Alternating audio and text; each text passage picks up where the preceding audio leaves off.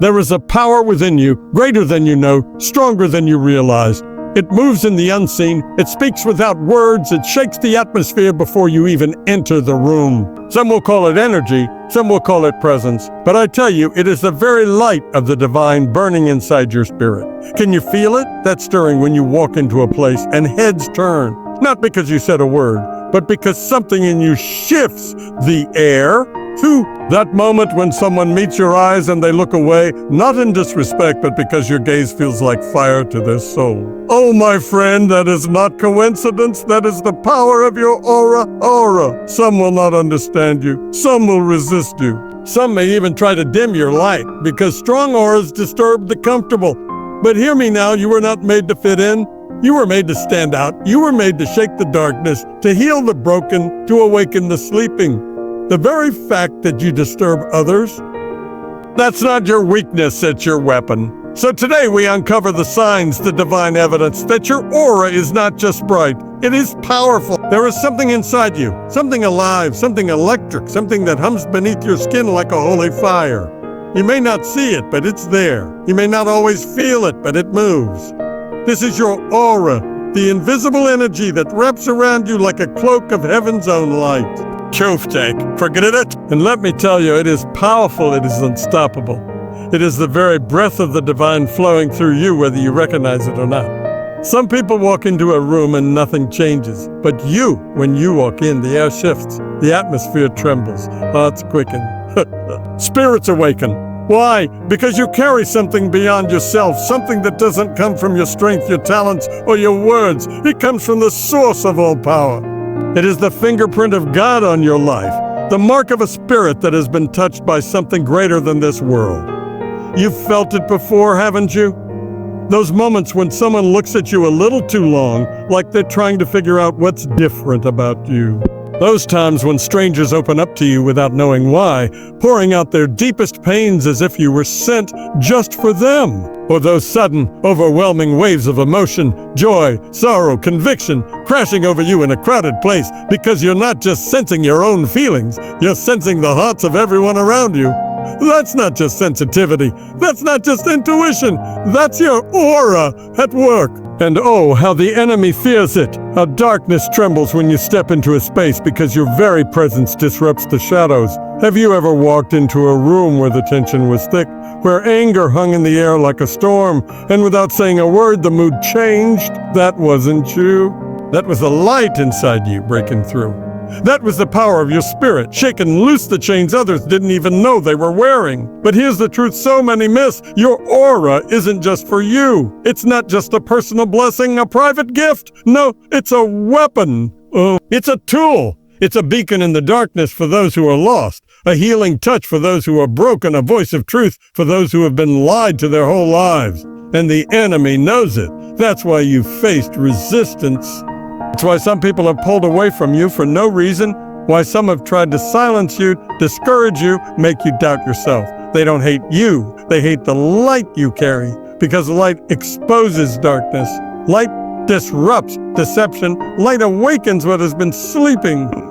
Maybe you've spent years wondering why you feel so different, why you sense things others don't, why emotions hit you so hard. Maybe you've even prayed to God, why am I like this? It's too much. But what if I told you that sensitivity, that overwhelming knowing, that fire in your spirit that won't let you stay silent, that's not a weakness. That's your assignment. That's your calling.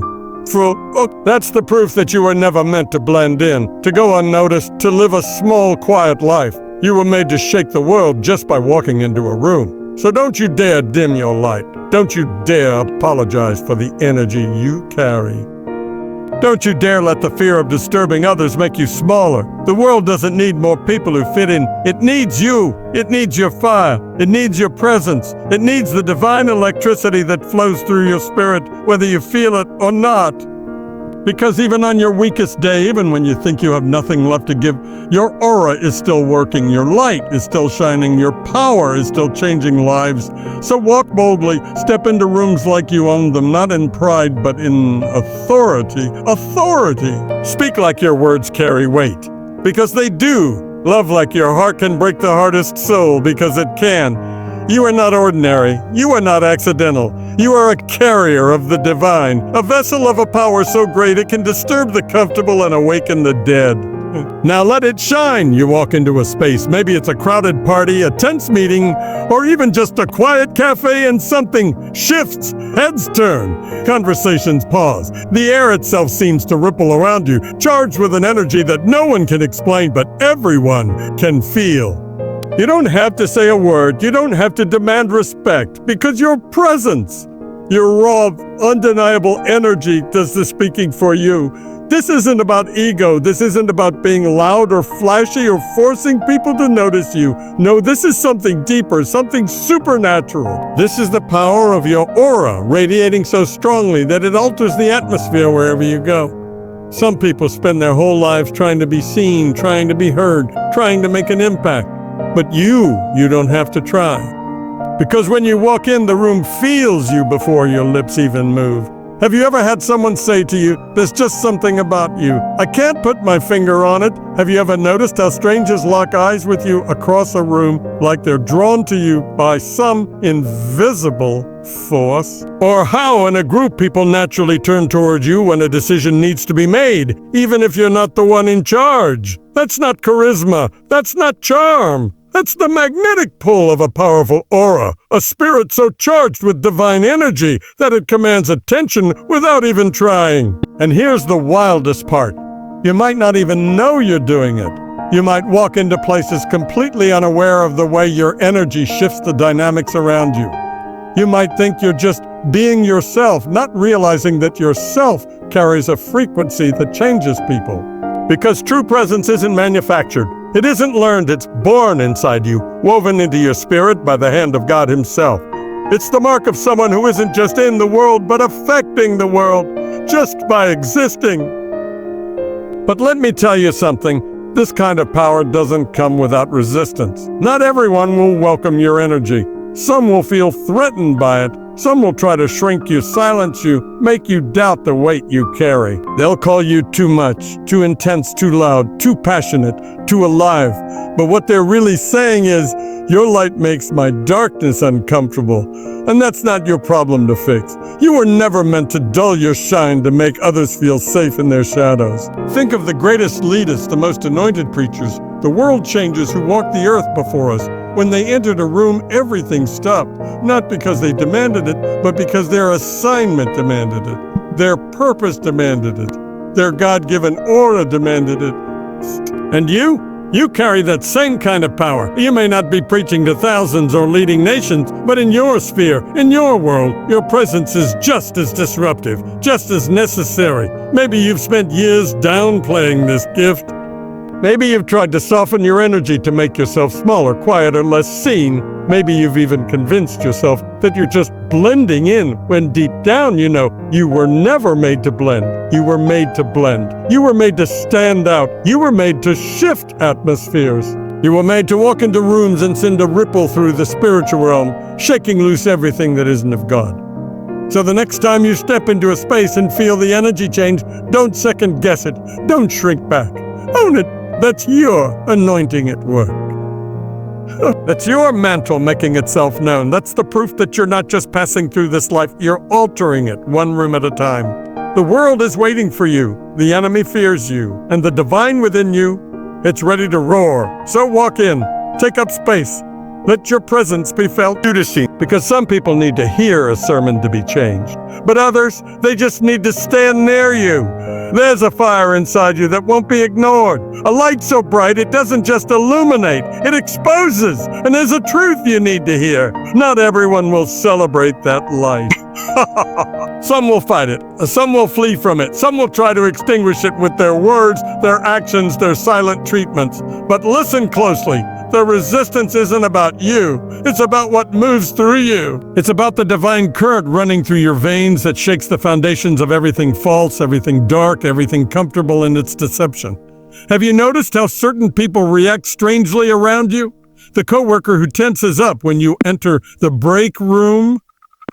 The family member who always has something critical to say about your dreams? The friend who suddenly distanced themselves when you started growing spiritually? These aren't coincidences. These are spiritual reactions to the power you carry. When your very presence makes liars uncomfortable, when your energy makes the compromise squirm, when your light makes hidden things visible, that's not social awkwardness. That's spiritual warfare playing out in the natural realm. Remember this, darkness doesn't fight shadows, it fights light. And you, my friend, are carrying a torch so bright, it's disrupting the carefully constructed darkness people have grown accustomed to. Your aura is like spiritual sonar pulsing out truth, vibrating at a frequency that rattles falsehood. Some will call you too intense when what they really mean is you're making me face things I'm not ready to face. They'll say you've changed when what's really happening is they're being confronted with the parts of themselves they've been avoiding. But here's what you must understand. Their resistance is actually your confirmation. If no one was ever unsettled by your presence, you'd have reason to question your impact. The fact that you provoke strong reactions, both positive and negative, proves you're operating in real spiritual authority. Jesus warned us, if the world hates you, remember it hated me first. There's a holy disruption that comes with carrying Christ's light, and you're experiencing it firsthand. Think of Daniel in the lion's den. The lions didn't attack because Daniel did anything wrong. They reacted to the divine protection surrounding him. In the same way, when people react strongly to you without cause, it's often because they're sensing the spiritual authority around you. Your kindness feels like conviction to those living in compromise. Your peace feels like judgment to those living in chaos. Your joy feels like a rebuke to those choosing misery, and none of that is your fault. It's your anointing at work. I've seen it time and again. The moment someone starts walking in their true spiritual authority, the resistance comes, the strange looks, the whispered conversations, the sudden conflicts that seem to come out of nowhere. This isn't persecution. It's confirmation that you're dangerous to the kingdom of darkness. The enemy doesn't waste his ammunition on ineffective targets. If you're drawing fire, it's because you're hitting targets he wants protected. So what do you do when faced with this resistance? You keep shining, you keep loving, you keep walking in your truth. Not arrogantly, not defensively, but with the quiet confidence of someone who knows their worth isn't determined by others' reactions. The people meant for you will be drawn to your light like moths to a flame. Those not ready for your truth will reveal themselves through their resistance. And that's okay. Your calling isn't to make everyone comfortable. It's to be so full of God that people encounter Him when they encounter you. Let me speak this over you right now. The very things people resist in you are often the very things God wants to use through you. That boldness they call arrogance, it's unshakable faith in development. That passion they call too much, it's holy fire being refined. That sensitivity they call weakness, it's the heart of Christ being formed in you. Don't you dare apologize for how God made you. Don't you dare shrink because someone else can't handle your spiritual size. The world needs your unedited, undiluted, uncompromised light. Yes, it will disturb some. It will unsettle others. It will provoke reactions you don't understand, but it will also heal. It will awaken. It will set free. And that's worth every bit of resistance you'll face. So stand tall, child of God. The reactions you're provoking aren't signs you're doing something wrong. They're proof you're doing something right. Keep shining, keep disturbing, keep being exactly who God made you to be. The right people will thank you for it. Your heart is not like other hearts. It doesn't just beat, it feels. It doesn't just love, it absorbs. You walk into a room and before anyone speaks, you already know who's hurting. You sit with a friend and suddenly their sadness becomes your sadness. You hear a stranger laugh and their joy lifts you like sunlight. This isn't just empathy. This isn't just being nice. This is spiritual sensitivity, a gift so powerful, so rare, that it marks you as one of heaven's chosen feelers in a world that has forgotten how to care. But let me tell you the truth. This gift doesn't always feel like a gift. Does it? There are days when the weight of the world presses down on your chest until you can't breathe. Moments when you soak up so much pain from others that you forget where their emotions end and yours begin. Nights when you lie awake, haunted by feelings you can't name, carrying burdens you didn't choose. You've asked yourself 1,000 times, why can't I just turn it off? Why do I feel everything so deeply? Here's your answer. Because God didn't make you to be numb. He didn't create you to walk through life untouched, unaffected, unmoved by the brokenness around you.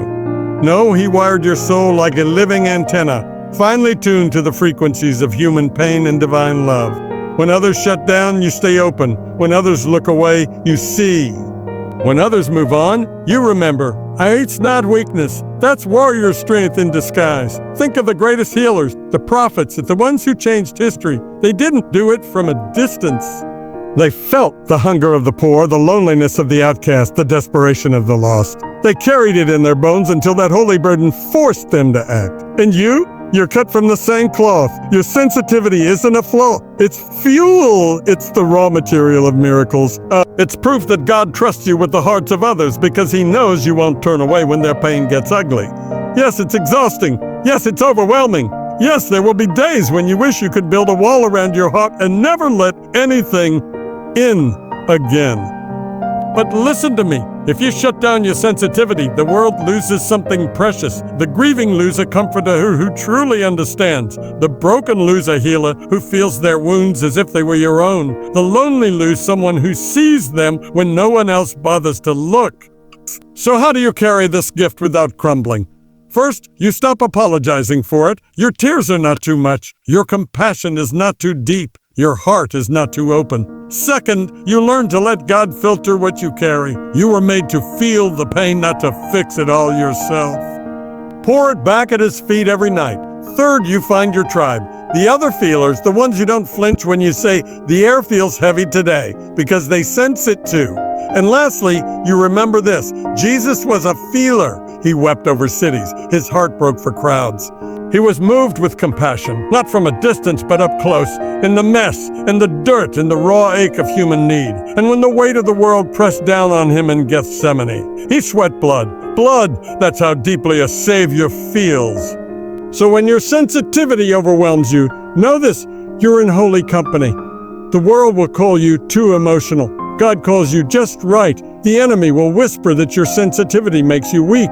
The truth, it makes you dangerous to his plans. Because while others walk past pain, you stop. While others scroll past suffering, you act. While others build walls, you tear them down.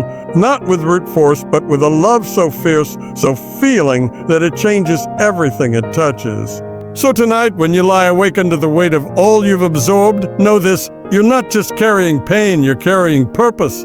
You're not just a sponge for sorrow, you're a channel of healing. And every tear you cry waters seeds of change that will outlive you. Now take a deep breath, feeler of deep things. The world needs your heart exactly as it is. Wide open, blazing with holy fire, refusing to go numb. Keep feeling. Keep reminding us all what it means to be fully alive. There's a miracle in your hands that you might not even see. There's a power in your presence that you might not even recognize, but everyone around you feels it. When you walk into chaos, something shifts. When you speak into confusion, something settles. When you touch brokenness, something mends. You don't have to try. You don't have to force it. It just happens because healing isn't just something you do, it's who you are. You've seen it before, haven't you? That friend who was spiraling until you sat with them, and suddenly their breathing slowed. That family member who was raging until you spoke, and something in them softened. That stranger who looked into your eyes and, without warning, burst into tears, as if your gaze had reached into their soul and pulled out a pain they'd buried years ago. You didn't perform a ritual. You didn't recite a script. You just showed up, and the atmosphere changed. That's not coincidence. That's calling. Some people spend their whole lives searching for purpose, wondering what their gift is, begging God for a sign. But your gift walks with you everywhere you go. It's in your hands when you hug someone a little longer than normal, and they whisper, I needed that. It's in your voice when you say the simplest thing, and it hits someone like a lightning bolt of truth. It's in your silence when you hold space for someone's pain, and they walk away lighter, freer, healed. Not because you had all the answers, but because your presence was the answer. But here's what you need to hear today. This gift isn't just for the big moments. It's not just for the altar calls and the hospital rooms and the dramatic breakthroughs. It's for the grocery store lines where the cashier's eyes look tired, and your smile reminds them they matter. It's for the group chats where your one message shifts the entire conversation from gossip to grace. It's for the ordinary days when you think you're just getting by, but everyone around you is being changed by the light you don't even realize you're radiating. And yes, sometimes this gift will terrify you. Sometimes you'll see the weight of what God is doing through you, and you'll want to run. You'll think, I'm not holy enough for this, I'm not strong enough, I'm just me. But that's the point. It's not about your strength, it's about His. It's not about your perfection. It's about His power flowing through your imperfect, willing vessel.